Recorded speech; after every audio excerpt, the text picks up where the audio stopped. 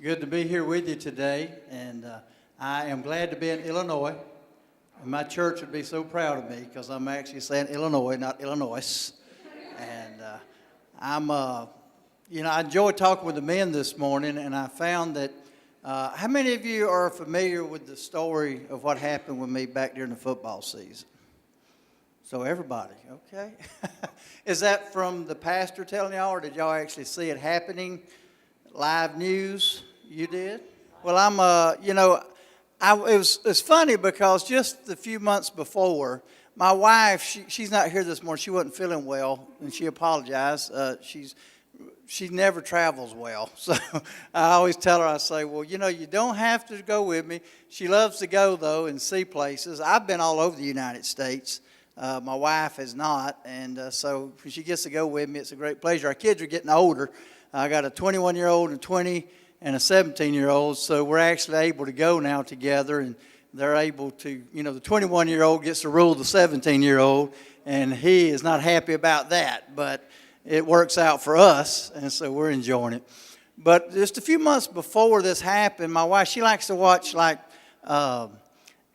documentaries of all the stuff that, paramedics, 911, mysteries, all these things, she loves that stuff. So I was watching some of the shows with her, and it happened that some of the people had got in a situation where they immediately were put out on the national news.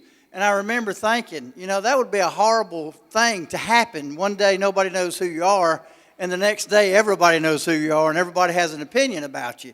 And then I didn't know in just a few months that was going to happen to me. And the whole, thing happened out of really just, out of shock. I really was shocked when it happened.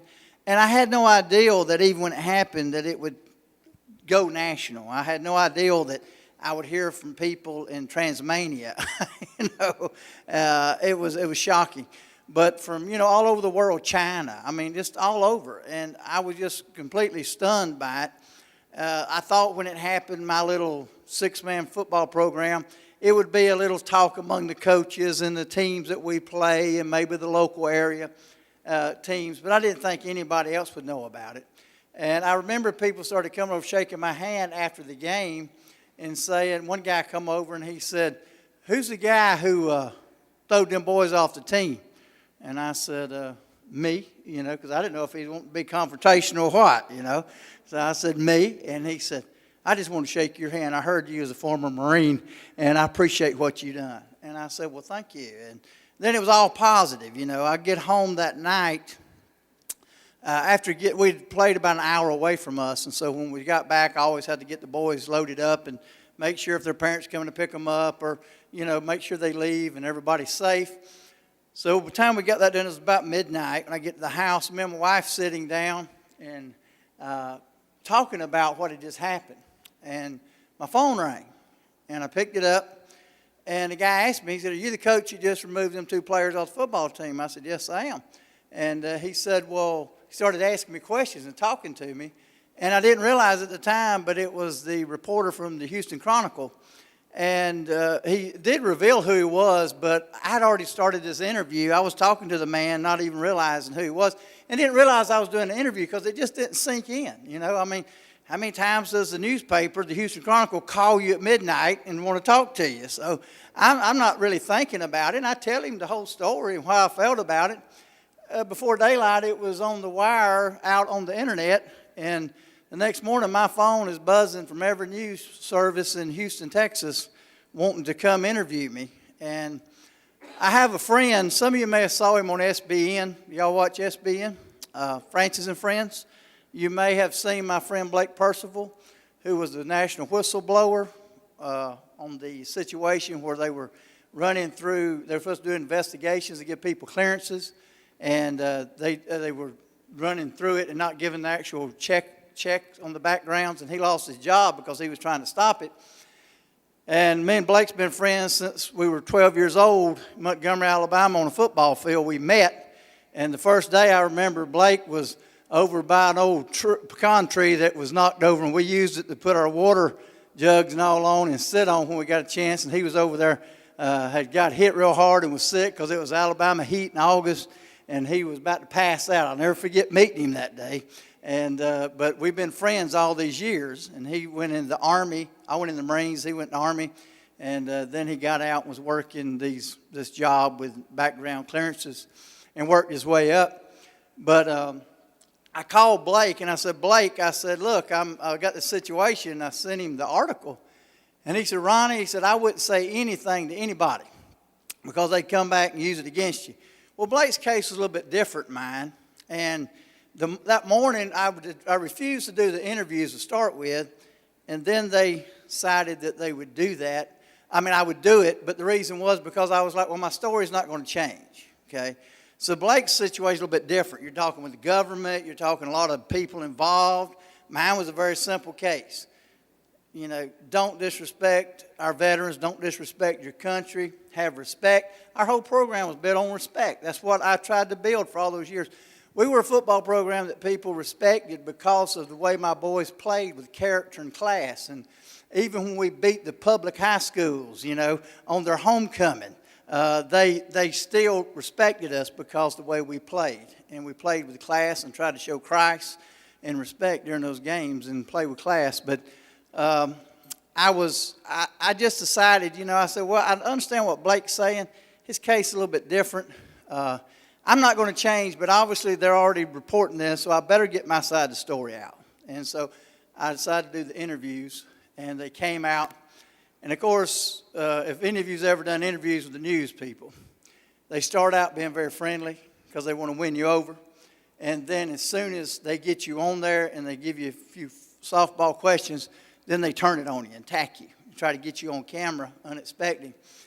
And so I actually, you know, had been on television, had preached for Brother Swaggart at Family Worship Center. And so I was used in Francis and Friends and different things in ministry. I'd been around camera, so I wasn't that shocked. The camera didn't panic me when they were videoing me. We do our services, you know, on camera. So I wasn't shocked by it. I think that the news people were a little stunned because I was actually probably not what they were used to because I was a preacher. If they asked me a question, I'd given them a lot of stuff, you know, because, you know, I went to my dentist one time and he said, you have a very small mouth.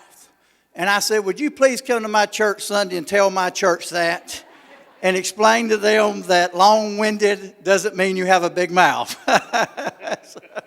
But, you know, I wasn't stunned by it. So my daughter and son-in-law had actually come over to give me support. But they were hitting me with questions, and I could tell immediately they were turning negative, and they were trying to portray it as a negative thing. And they used the word veteran. I normally don't use the word veteran for myself because I was fortunate enough not to have to be in combat as a Marine. But so I've always sort of reserved that title for men that have been. But the word vet actually means anybody who served in the military, so it is appropriate. But it's sort of something I do, and I actually had a man get on to me because he told me, he said, well, you know, if you're a veteran, and you were willing to fight for your country, so you shouldn't be scared to use that title. I said, well, it's just something I've sort of reserved for those who actually were in combat. So the news media was throwing at me veteran, and I said I was a veteran, Marine veteran. And, you know, they already knew this stuff about me, so they were coming at me with it. But the whole issue was how they tried to twist the thing, you know. And my brother was asking some questions of me this morning, and so I know they've already heard a little bit of this, but it was, you know, it was an attack that the enemy meant for bad, but God used it for good. And, you know, it's opened up a lot of ministry for me. Actually, people know who I am in places I would have never dreamed that they would ever know who I was. And, you know, I mean, I got letters from all over the world, emails, texts. And so it's interesting how God can turn something around. But the reason I stood had nothing to do with racism. And, of course, I'm from Texas, so immediately, you know, well, he's from the South. But then when they found out I'm originally from Alabama, they really liked that. But I grew up in Montgomery, Alabama. I was actually born in Fort Walton Beach, Florida. But I moved to Montgomery as a young boy. And we moved to Charlotte, North Carolina, then back to Montgomery, and that's where I grew up at. But my family had a grocery store just blocks from where Martin Luther King first started the civil rights movement in Montgomery. It's actually where he started, and he moved to Atlanta. But Rosa Parks, where she was on the bus, and the various things that happened, I was very familiar with because of the community I lived in. We knew the history of it. And I've also saw, I hate to say it, but I saw people being treated ugly as a young boy. And I knew people who were very racist. But when I got saved at 12 years old, that was something that I knew that God did not like and approve of, and I just refused to be a part of that. And I knew that the Lord didn't feel that way, that everybody's a precious soul. And it's a horrible thing, racism. Racism is one of the most despicable things that a person can be, to hate somebody because of their skin color or where they're from. And we can be racist in many ways. You know, my sister was telling me how, she had, I won't go in detail, but how, she was from the South, and first, hearing Southerners talk was a little bit of shock for her. And so, there can be a lot of prejudice. I know in the South, we call y'all Yankees. And I don't know what y'all really call us down South, the Southerners or rednecks. I don't know. But everybody's not rednecks in the South, okay? And we're not all named Bubba.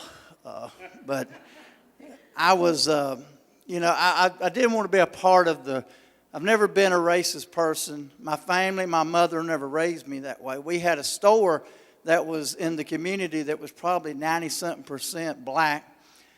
And I was raised working in a store. My dad and my mother, my stepdad, my mother was the hardest working woman I've ever known in my life. She was the greatest example of a mother I could ever ask to have had. She come from a very poor background. She grew up on a dairy, and they didn't own the dairy. Her daddy worked for another man. They did all the chores, and she said when the owner would come, he would actually come in, and they'd have to run down and open the gate for him. And they opened the gate, and he would flip a penny or a nickel out into the sand. Wouldn't hand it to him, flip it out there. And she said, I used to say to myself, one day I won't ever have to pick up money from somebody in the sand like this. And what she meant was, I'm going to accomplish something in my life. I'm going to work hard, and I'm not going to be in this situation. And so my family made me work. And as a young boy, I was standing there working register. If I wasn't there, I was out mowing grass. My step-grandmother, she really enjoyed renting me out for $5 for acre lots to all her friends. She really made her very popular in the community. And I would be out there pushing lawnmowers. I remember with the handle at my neck, pushing as hard as I could in that hot Alabama sun. But one of the ladies I had the privilege to mow grass for was Lucy Tibbetts. And when I say that name, it may not ring a bell, but it's fixing to. She was married to Colonel, I believe his name was Paul Tibbetts, who flew the Enola Gay and dropped the first atomic bomb in Hiroshima. And I was privileged to mow her yard. And when I would mow the front, then she'd bring me a glass of tea, and we would sit and talk. And she would tell me, I'd ask her about it. I'd say, what happened? And I remember telling me that he was in the overseas, and said, he called me and told me, he said, listen, I'm going to be doing something, Lucy, you're going to hear about. He said, I can't tell you where I'm at. He said, but when you hear it on the news, you know it's me. And she said, of course, I didn't hear from him for months, and then I heard what happened. I knew it was him. And she said he come back and he was changed. He denied that he was changed by that. She told me, though, that he was changed and that he began to take and consume, actually become an alcoholic because of what had happened. Well, you think of dropping a bomb that wipes out a whole city and kills children, women, everybody there. It's a pretty hard thing to live with. And so he did go through some difficult times, even though he denied it. And he did what his country asked him. And, it did save down the road a lot of lives. But I was very honored to have that privilege. But my mom and dad taught me how to work. And besides that, my mother was a great Christian. She taught me about Christ. She was the first one to teach me about Jesus. And my mother was a great example to me of what I wanted to grow up and be. And but anyway, all this happens. I got off on that because I want you to understand, in my heart, I had a relationship with these boys. I had no racial motive in that.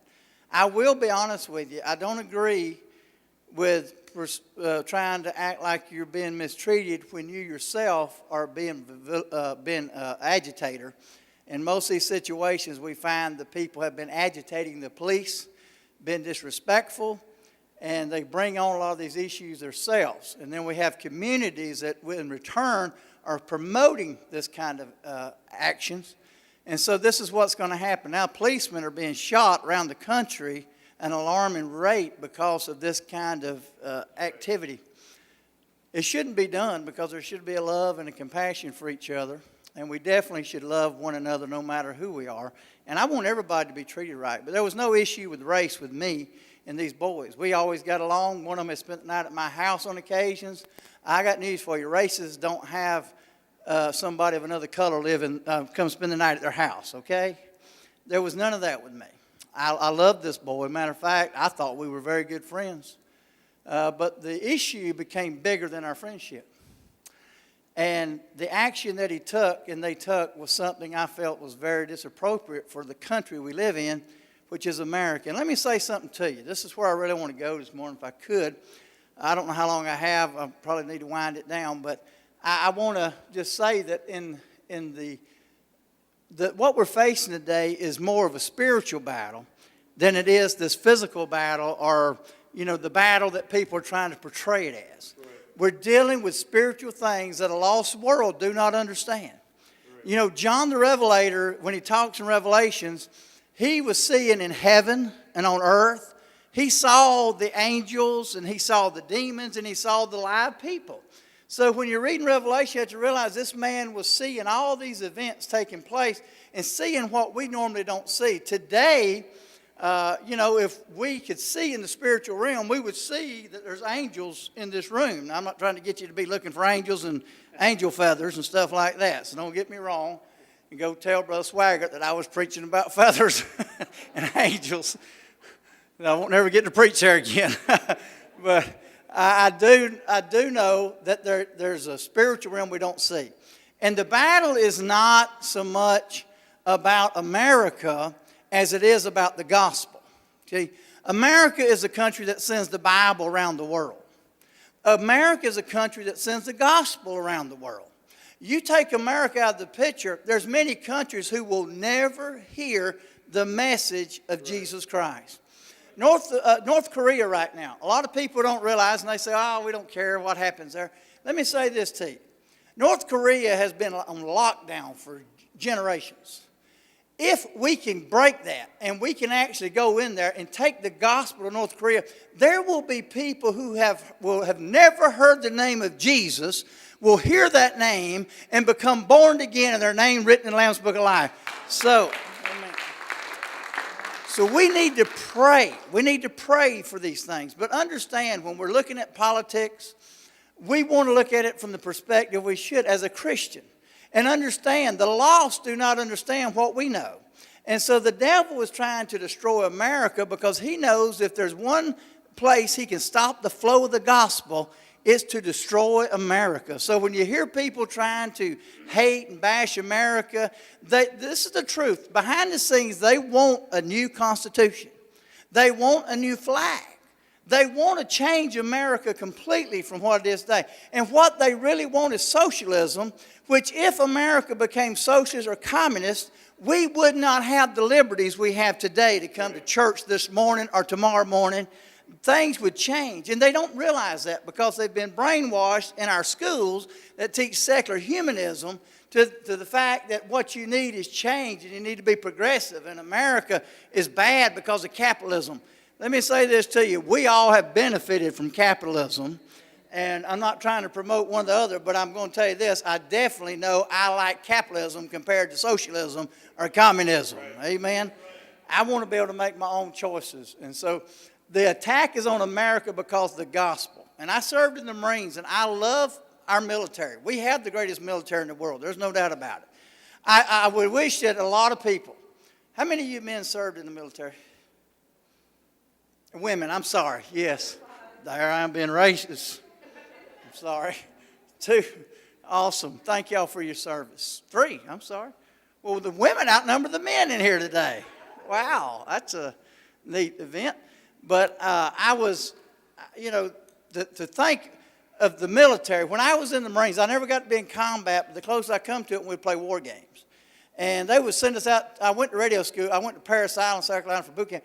Went to 29 Palms, California for radio school. I was a radio man. And so I was, I went to camp in June, but they would send us out to 29 Palms to play war games in the desert.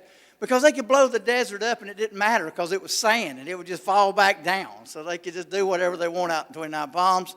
And there's really not 29 palms there, so I don't know what happened, why they got the name. I think there's like 3 palm trees there. I'm not sure. But anyway, we'd go out there, and I was a radio man, so I would be out with my group, and they would, they would be bombarding that mountain, just artillery, boom, boom, boom, tanks blowing, boom, boom, and the infantry's moving in. And all of a sudden, you'd hear on the radio the call that we would know, and they would tell them to cease the artillery, and all the other tanks, artillery, everything would cease. And all of a sudden, these jets would swoop out of nowhere right over the top of our heads, and you'd almost feel like you could reach up and touch them. And they would just, and next thing you know, they were right back where all that artillery was going, and they're dropping bombs everywhere. And then the artillery starts back up, and the tanks and everybody, the infantry's moving through, and it was amazing. I sat there because when I was just a radio man during the regular weekday, we were at our little unit. We did things, but you didn't see the full effect. America is a powerful force to be reckoned with, but let me tell you, even though we are that great military, it's not our military that has kept America free and blessed. It is the fact that we have been a nation that has honored God, put God first. Even though the majority of our country may be unsaved, we have been a Christian nation. And we have promoted the gospel around the world, and we have stood behind Israel. And amen. And the devil hates America. I can tell you right now, he hates America. And racism is one of the easiest ways to cause problems. And this is what we're seeing in this day right now. I can tell you something. Most people I meet are not racist. I meet very few racists. I find most people are loving people that love each other and care about each other.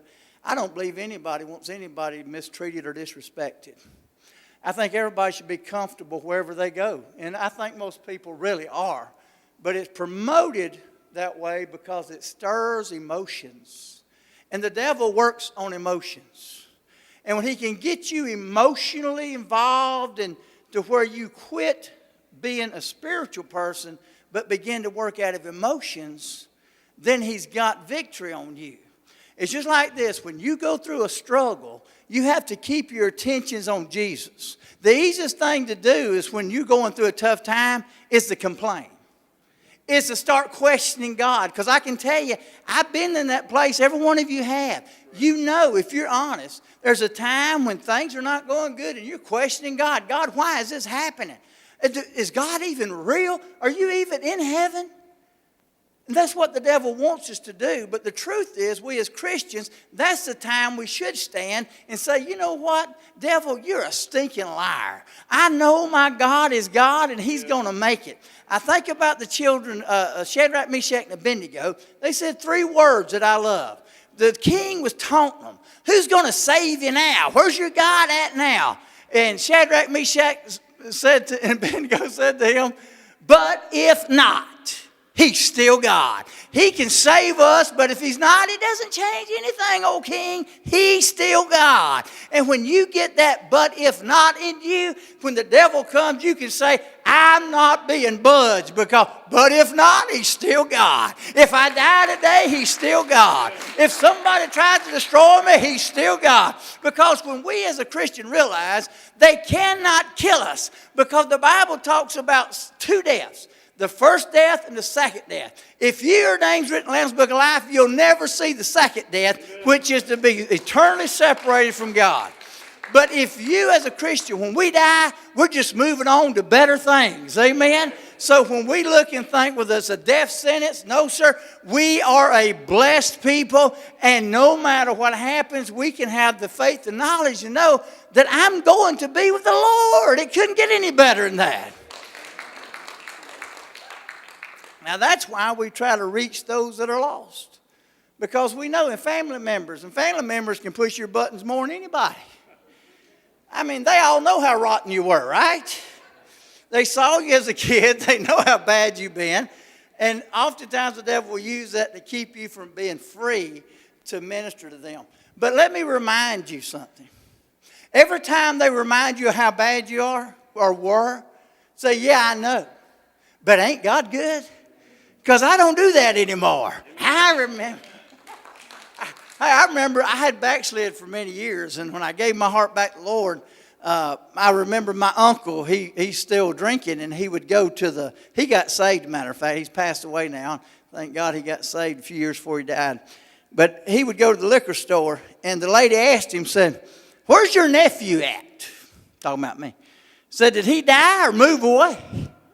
And he said, oh, he didn't do either one. He got saved. So he said, well, I knew something had happened because he used to come by here every Friday night. I knew just what he wanted, and I'd have it ready for him. But God saved me from all that. So when my family, what I found out, they were saying, man, we know Ronnie got saved because he was a dramatic change from what he had become after he backslid. Now, you and I, but we can take those things and use it for the good and say, yeah, but God is a merciful God. He's a forgiving God. Thank God he is. And that's the great thing about God. He loves us enough to forgive us. And even when we still mess up, he still loves us. It's sort of like being a parent. I know I use that phrase a lot, but you know as I do. As a parent, your kids mess up continually, and they make mistakes, but you love them and you care for them. And the reason you do is because you want the best for them. And I know today that you and I as Christians have to be willing to understand the enemy only has victory when we allow him to take our focus off of Jesus Christ. Right. And let me just encourage you in closing this. I know I've been all over the place, so I didn't get to tell you everything, but I will have a book coming out the end of the summer, sometime in fall, and it'll tell about our story. I hope you'll be interested in it. Maybe Pastor will have me back, and I'll get to come, and I can bring some of them.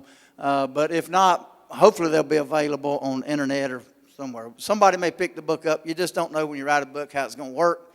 And I'm dealing with other people, so either we'll self-do it or either, somebody pick it up and they'll do it. Then you don't have as much control. But either way, it's a big if game when you write something. And I would never thought I'd be an author, so I'm pretty excited about this opportunity to share my story, but also my testimony. And also encouragement to others. I mean, it's just, God opened up a great platform. And, Sister Frances was so kind to me to have me on Frances and Friends and was huge in allowing me to get my story out. And so many people heard the truth. And I had people actually, after that program, write me and say, I was against you until I saw you on Frances and Friends, and I understood you then. And so that's how the media, how corrupt it can be.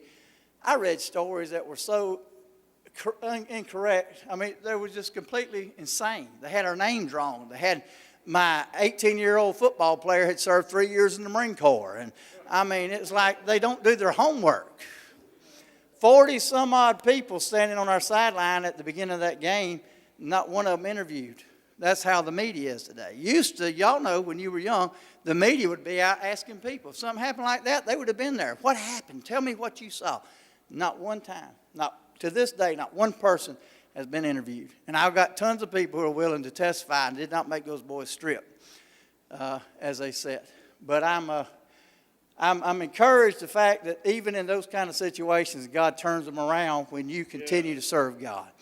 I didn't question God in it. I did say, God, I don't know why this has happened, but I know you're going to make something good of it. I honestly did, because I've been serving the Lord long enough. I know that every time I begin to weaken or doubt him, that God begins to change things. We're building our church. I was driving across the bridge. We got Lake Houston right where we live by. I was driving across. It was pouring down rain. We were trying to build our church, and when you're building something, that's the last thing you want to rain. And I said, Lord, please. I said, we don't need any rain. Please don't let it be raining over the church. Stop this rain. And I sort of was getting discouraged, and I looked, and the clouds were thick, and all of a sudden, I got about halfway over the bridge, and the clouds broke loose, and the sun popped right through them clouds.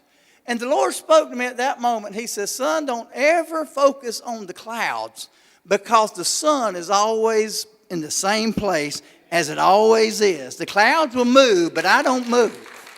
And I've been preaching that to people. When you're in the darkest part of your life, the devil wants to stop you. You stay faithful, and God will bless you. Amen. I promise I got one more story, and I'll quit. But this falls in line with this. When we were building our church, we were still in our storefront. I had a carpet cleaning business and I had some before, so I had tucked it with me and bought it for the purpose when I went to start our church, I'd have some type of income to support my family. And I had that, and I had it in a trailer that I pulled behind my vehicle. My vehicle had just been in a wreck. I was on the way to a job. It got in the shop, didn't have it, so I lost work. And then the day I finally got my car back, I went to get my trailer, which we lived in apartments at the time, so I had rented a storage place for boats and all to put my trailer in, thinking it'd be safe. I went there, and when I walked up, you could see a little crack in the door where you had your chain and lock on it, and I seen my trailer was not there because it was white, and I always knew when I drove up I could see it. And I opened that up, and I'm telling you, I walked in. I fell on my knees in that gravel, and I just began to cry. I said, my Lord, what? Somebody stole my equipment, my trailer. This is $15,000 worth of equipment. Somebody just stole it. And I went back, I called the police, and you know what he said when he got there an hour later? Welcome to Houston. I said, well, thank you. And I went back to my church, our little storefront building at the time, and little altars I had made, and I knelt down at them. And I was praying. I began to cry, and I began to bellyache. I'll be honest with you. I said, God, you called me to start this church. I've come here to start this church. I'm working, doing everything I can. Now you let somebody steal my equipment the day I finally get my car back, my vehicle. And I said, you know, this is really just too much. And he began to speak to me, and he said, you keep your victory, because I will see you through this.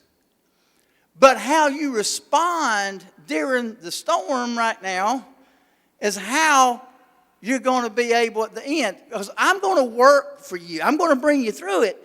But at the end of it, either you're going to have to say, you know what, I let the devil beat me this whole time. Or either you're going to be able to say, you know what, hallelujah, glory to God. I was a but if not kind of guy. And I was able to go through that storm and keep my focus and praise on the Lord.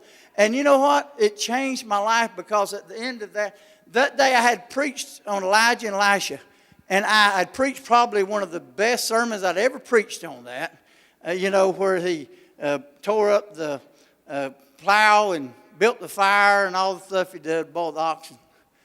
And, he went on to the ministry is what he was doing. And I had preached that, and I called a preacher friend of mine. I said, I need you to pray for me. And he said, what did you preach Sunday? I said, I preached on that. He said, sounds like to me God's moving you on.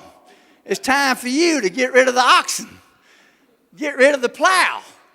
And I said, you know what? I guess you're right. And he said, did you preach it good? I said, the best I ever preached it. He said, you know it now. God's moving you on. From that day, I was full-time pastor at our little church.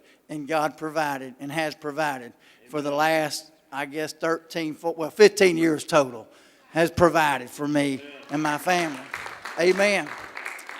And that's keeping your focus on the Lord. So I encourage you today. I hope that, the things I say while I'm here will encourage you and help you, because that's from the bottom of my heart. I know that every young person here is going to face trouble.